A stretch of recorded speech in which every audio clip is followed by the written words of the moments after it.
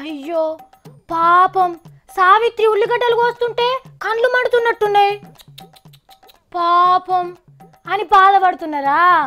నా బాధ ఉల్లిగడ్డలు కోస్తున్నందుకు కాదు, మరి ఏళ్ళగిట్లా తెగిందా అని అనుకుంటున్నారా?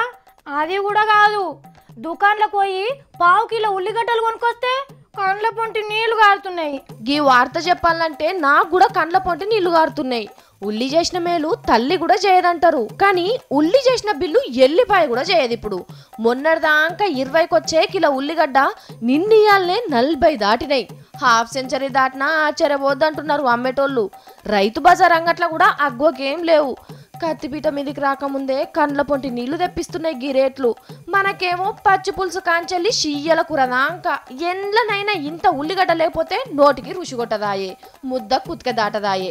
ఇంటికి సుట్టమో పక్కమో వస్తే ముందుగానే చెప్పుండ్రి కూరలా ఉల్లిగడ్డ వేయలేదని.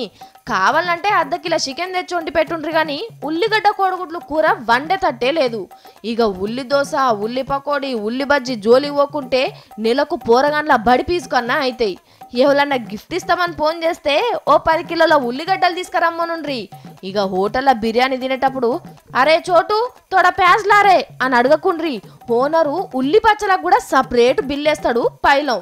ఇంత చెప్పినా ఈయనకుంటా ఉల్లిగడ్డలకు సంచి పట్టుకొని మార్కెట్కు పోతే ఓ షెటాకో అర్ధ పావగొని పర్సులో పెట్టుకొని వస్తారు. మీ ఇష్టం.